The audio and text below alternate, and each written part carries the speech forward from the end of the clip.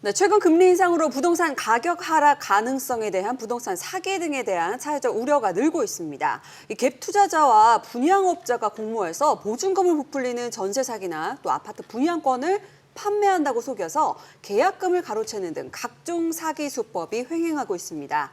자, 이런 분양 사기 근절할 방법은 없는지 유진 플러스 DNC의 유광수 대표와 함께 이야기 나눠보겠습니다. 안녕하세요. 네, 안녕하세요.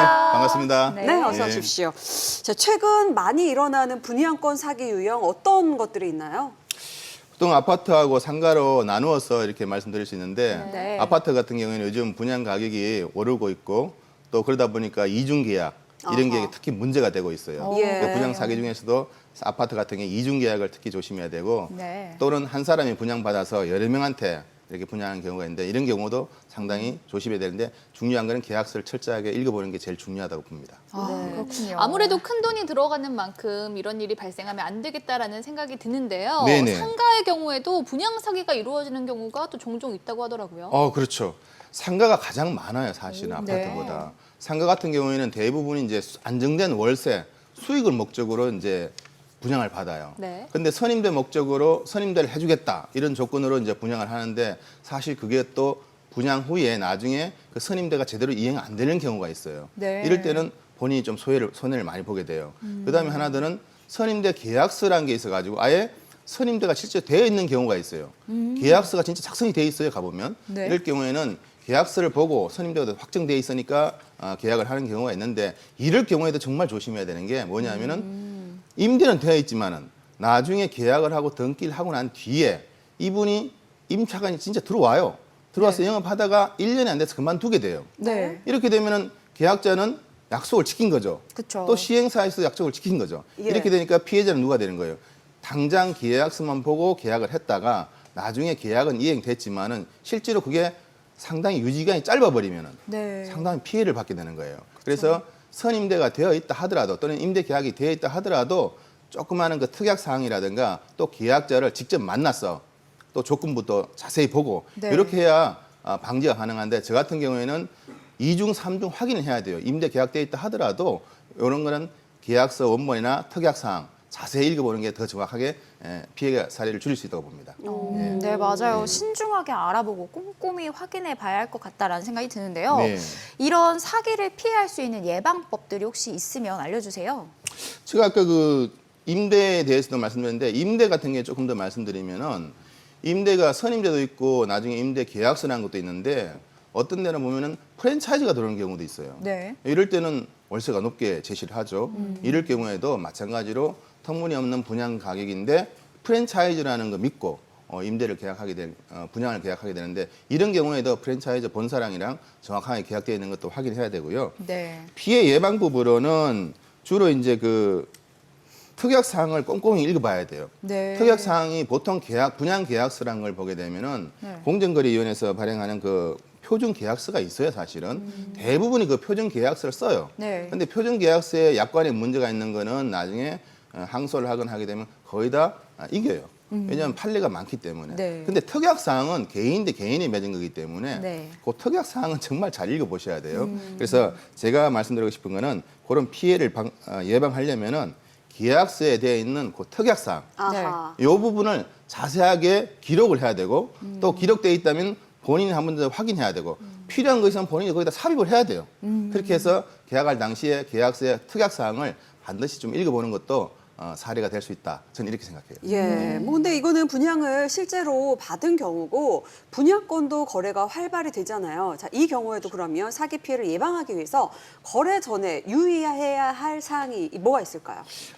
분양권이라는 게 그렇습니다. 이게 분양권이라는 게 분양을 받은 사람이 제3자한테 등기 이전에 넘기는 거거든요. 권리를 넘기는 건데 이게 사실은 등기를 하기 전 상태란 말이에요. 그러다 보니까 조금은 확인해야 될 사항이 있어요.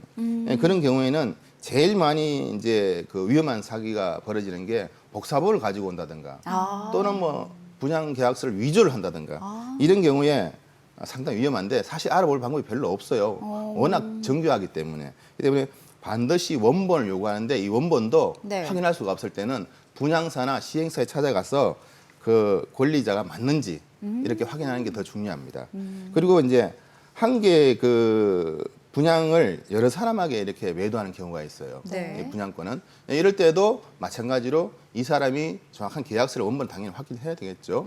그렇지만은 되도록이면 분양사에 가서 분양사 앞에서 그 자리에서 예, 보는 데서 제3자가 개입된 상태에서 등기 이전을 하고 그다음에 계약서도 다시 작성하는 게 예, 저는 확인하는 절차가 좀 까다롭긴 해도 그게 맞다고 생각합니다. 불안하다 싶으면 직접 가서 한번 확인해 보는 게 아, 제일 그렇죠. 좋은 뭐든 방법인 것 예, 같아요. 예. 대행사나 시행사 가면 다 나와요.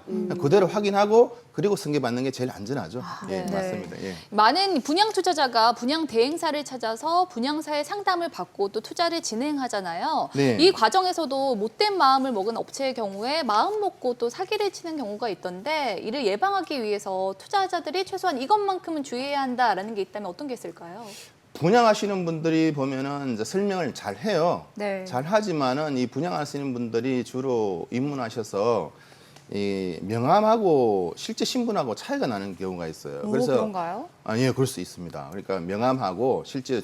주민등록증하고 이름이 같은지 이거부터 네. 확인해야 되겠죠. 안 속으려면. 네. 예, 그래서 되도록이면은 분양사의 명함과 신분증은 확인하는 게 좋습니다. 특히 계약을 하고 난 뒤에는 계약자의 상담하신 분의 신분증을 복사해 가는 게 더 좋아요. 명함만 가지고 가시는 분들이 대부분이에요. 그렇죠. 그렇지만 아. 상담하신 분들은 당연히 명함은 가져가죠. 네. 그렇지만 신분증도 똑같이 복사해 가는 게 나중에 설명한 사람의 신분을 정확히 알 수가 있어요. 그래서 상담사들도 책임감 있게 하려면 신분을 밝히고 하는 게 더 좋고요. 예. 그다음에 그 분양업을 얼마나 오래 했냐도 중요해요. 한 업종을 오래 했다는 거는 그만큼 대처 능력이 깊어요. 그쵸. 어떤 상황이 발생됐을 때는 오래된 분양 상담사들은 경험도 있고 네. 또 오래 했다는 건 그만큼 누구한테 뭐 사기나 이런 걸 하지 않았기 때문에 오래 할 수 있는 거죠. 그렇죠. 그렇기 때문에 그렇겠네요. 분양 경험이 좀 오래되신 분한테 예, 분양 경험이 좀 긴 또 그런 분들은 길다 안 길다는 또 어떻게 확인할 방법이 없어요. 그렇죠. 어떻게 그럴 확인하나요? 때는 이제 그분들을 인터넷에 보면은 보통 그런 전화번호들이 많이 올라와 있어요. 그분들이 또 과거에 했던 이력들이 나와 있어요. 네. 예, 그런 거 좀 서치해 보면 금방 나와요.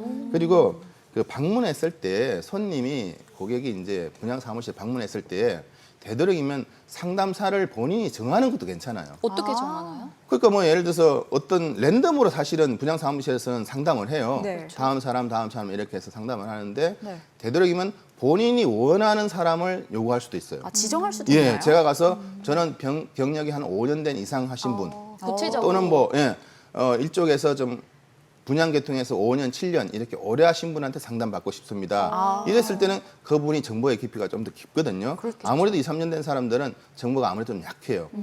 경험도 좀 짧고. 그러다 보니까 한 5년에서 7년 정도 오래 하신 분한테 이렇게 상담받는 게 좀 더 안전하고 또 사고가 나도 대처 능력도 있고 이런 거 보시면은 저는 그런 걸 좀 말씀드리고 싶어요. 네. 맞아요. 역시 돌다리도 되게 두드려보고 가면 예, 좋겠다라는 맞습니다. 생각이 드는데요.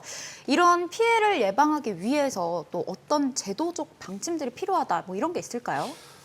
제가 분양하면서 이 제도적으로 좀 필요한 부분이 많은데 요즘은 분양 쪽으로 입문하신 분들이 꽤 많아요. 요즘은 문턱이 없는 거다 보니까 요즘 사람들이 특별히 또 영업할 때가 별로 없어요. 외지인들이 많이 들어와 있고 외국인들도 요즘 보험 영업까지 하기 때문에 아, 그런가요? 사실 분양 계통만 아직까지 그 내국인들이 많이 섭렵하고 있습니다. 그래서 아직까지는 교육기관이 없는데 제 생각에는 어떤 학원이나 이게 전국적으로 한 20만에서 30만 정도 분양 인구가 있어요. 네. 근데 이수할 수 있는 교육기관이 없어요. 그래서 학원이라든가 또는 제도적인 교육기관이 있으면 좋겠는데 그게 제일 아쉽고요. 네. 그다음에 분양 상담사도 자기 직업이라는 개념으로 들어와서 일을 해야지 잠깐 이렇게 아르바이트 하겠다, 뭐 한 개 팔아서 수당 받겠다 이런 개념으로 들어오시는 것보다는 좀 직업 개념으로 분양사 신념을 가지고 들어와서 입문해 가지고 책임을 진다는 개념으로 이렇게 분양에 입문했으면 좋겠어요. 예. 또 어떤 것들이 있을까요? 그리고 또 기본 소유하게 안 돼 있는 분들이 많이 들어오시는데 이제 제가 이제 경험상 이야기하다 보면은 어떤 경험이냐면은 저는 좀 검증돼야 될 게 하나 있다고 봐요. 어떤 뭐냐면은 거요? 최소한 범죄 이력은 한 번쯤은 특히 성범죄 이력은 한 번쯤은 확인해야 된다고 봐요. 어머나. 이게 아무나 들어오기 때문에 성범죄요? 사실 알 수가 없어요. 네. 어떤 범죄 이력을 가지신 분들이 분양에 들어온지를 알 수가 없어요. 뭐 검증할 수 있는 시스템도 없고 그러다 보니까 손님하고 상담하다 보면은 분양을 하나 더하기 위해서 남자들 같은 경우는 여자 손님한테 뭐 2차로 술집대를 한다든가 해서 다음 현장에 또는 다음 하나 더 계약을 하기 위해서 유혹하는 경우도 있고 반대로 여자분들은 또 두세 명이서 협의해서 들어와가지고 주로 또 미모들이 좀 뛰어나요. 이런 분들은 손님 남자분 이렇게 해놓으면 아무래도 남자가 좀 마음이 움직여요. 이럴 때는 계약을 하고 나서 하나 더, 두 개 더 하기 위해서 나중에 뭐 2차로 영화를 본다든가 아, 또는 그래요? 아이고야. 술도 마신다든가 해서 그래서 좀 더 계약을 시키고 네. 남자 같은 경우에도 그렇습니다. 손님들도 이 참 정상적인 손님도 있지만은 네네. 그렇지 않은 분도 계세요. 어떻게 저분이 이쁘시니까 어떻게 한번 해보겠다 이런 차원에서 아이고야. 계약을 하나 더 하시는 분도 계세요. 그럼 안 되죠. 그러다 보니까 한 두세 개 정도 계약해놓고 나중에 사고가 터지는 거죠. 왜냐하면 그 상담사 여직원은 어떻게 뭐 잘해줄 것처럼 하고 상담을 했는데 나중에 이 손님도 나중에는 혁심이 이제 들통나니까 뭐 안 하겠다, 나는 못 하겠다, 계약했던 거를 모르겠다 이런 사고가 발생되는데 이게 다 분양에 입문하시는 분들이 제가 봤을 때는 좀 턱이 없어서 이렇게 해서 저는 성범죄 이력이라든가 기초적인 이런 소양이 좀 있었으면 좋겠어요.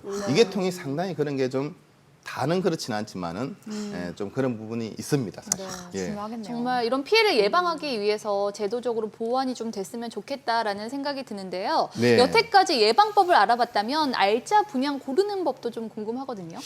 알짜 고르기가 상당히 힘들어요. 네. 저 뭐 어떤 게 알짜다 이렇게 말씀 못 드리겠지만은 대부분의 이제 상가 같은 경우에도 그렇고 아파트 같은 경우에도 그런데 투기형으로 보면 상가가 맞습니다. 근데 이제 투자형으로 보면 아파트나 오피스텔 이런 게 좀 더 낫죠, 안전하죠. 그래서 알짜라는 거는 고를 방법을 모를 때는 되도록이면 투기형인 상가보다는 아파트나 오피스텔 같은 사람이 실제로 거주하는 이런 형태가 좋아요. 투기라는 거는 실제로 자기가 거주하지 않는 거거든요. 네. 밤에 비는 거기 때문에 그런 건 프리미엄을 보고 하는 거예요. 아. 프리미엄이 붙지 않을 때는 결과적으로 손해를 보는 거고 네. 나중에 산 것보다는 더 가격이 떨어질 수가 있어요. 근데 아파트나 오피스텔 같은 경우는 프리미엄이 안 붙어도 최소한 그 금액은 보정이 돼요. 네. 그래서 최소한의 손해는 보지 않는다는 게 있기 때문에 네. 저는 알짜 고른다 그러면 투기와 실속형을 나눴을 때 초보자인 경우에는 아무래도 실속형으로 가는 게 더 좋다고 저는 생각합니다. 예, 분양 사기에 대해서 지금 뭐 현실적인 조언부터 여러 가지 공식적으로 네. 주의해야 될 점들 얘기를 나눠보고 있는데 자 마지막으로 하고 싶은 말씀이 있다면 어떤 것들이 있을까요? 저는 한 20년 동안 이 분양을 끊임없이 일을 했어요. 뭐 네네. 다른 데 나가지도 않고 20년을 이거 한 업종을 했는데 네. 저도 이게 직업이 될 줄 몰랐습니다. 들어왔는데 하다 보니까 왜 분양이 안 되는지 연구를 많이 하다 보니까 저도 스스로한테 자문을 많이 해요. 예. 공부도 많이 하게 되고 네. 그래서 저 같은 사람들이 새로 입문하시는 분들 보면 참 안타까울 때가 많습니다. 네. 약간의 교육만 받아도 되고 약간의 소양만 있어도 충분히 손님하고 오래 갈 수 있고 이런 게 있는데 제가 봤을 때는 이런 학원 같은 거라든가 아니면 제도적인 장치, 교육 뭐 이런 게 조금이라도 있으면 좋겠고 이게 처음에 들어올 때는 다 팀원이라 그래요. 좀 지나면 팀장, 본부장 이런 단계를 받게 돼요. 네. 근데 사실 팀장, 본부장 되는 것도 무슨 자격증이 있는 건 아니에요. 그냥 본인이 수당이 더 욕심나면 팀장, 본부장 할 수 있는 거예요. 그러다 보니까 아무래도 지식이 좀 짧은 편에서 돈만 생각하고 수당만 생각하다 보니 그런 결례를 이루게 되는데 네. 저는 오래 하다 보니까 이런 소정의 교양이 좀 필요한 학원이 좀 필요하다 생각하고요. 그다음에 공인중개사들도 많이 뛰어들어요, 이 계통에. 근데 공인중개사들은 단점이 뭐냐면은 자기 지역적인 물건을 취급하다가 갑자기 분양을 뛰어들게 되면은 이게 공인중개사는 동네 친분도 있고 동네 거는 팔 수 있어요. 네. 근데 이제 외지 걸 팔으라 그러면 상당히 본인도 당황스러워요. 그래서 그러시겠네요. 공인중개사들은 지역적인 한계가 있어서 그 지역에서는 잘할 수 있으나 이 분양 전문가들은 전국을 뒤져요. 그러니까 중소기업에서 짓고 있는 이런 분양하는 것들은 아무래도 분양사들이 더 많이 알아요. 네. 정보가 빠르죠. 그러다 보니까 공인중개사들은 차이가 많아요. 중개사님들은 아무래도 동네에서 어떤 걸 찾아달라고 그러면 그걸 찾아주는 방식이죠. 일종의 백화점 방식이죠. 네. 내가 원하는 걸 찾아주기 때문에 서로 윈윈 할 수 있어요. 또는 내가 팔아달라는 걸 팔아주죠. 근데 이 분양사들은 네네. 어떤 걸 찾든 간에 자기가 팔아야 돼요. 뭐 이걸 사러 왔도 이걸 사야 되고 뭐 저걸 찾아도 이걸 사게 만드는 게 이 분양사예요. 이게 공인중개사가 좀 차이가 있죠. 네. 공인중개사는 찾는 걸 원하는 걸 찾아주는 거고 예. 분양사들은 어떤 걸 찾든 내 걸 팔아야 된다는 이게 답정너네요. 완전히 반대죠. 네. 이러다 보니까 중개사님들도 들어오시면 많이 이렇게 힘들어하세요. 그러다 보니까 중개사님이나 저나 생각하는 것도 그래도 공인중개사님은 제도가 돼 있어요. 근데 분양사들은 제도가 안 돼 있는 게 너무 안타깝고 네. 제가 20년 하면서 이런 교육기관이나 또는 연수할 수 있는 최소한 수료라도 할 수 있는 네. 이런 교육기관이 있으면 좋겠어요. 그게 참 아쉽다고 생각합니다. 저는. 네. 예. 예. 자, 지금까지 유광수 대표와 함께 분양 사기 예방법에 관한 이야기 나눠봤습니다. 잘 참고하셔서 현명한 투자하시기 바랄게요. 감사합니다. 네, 감사합니다.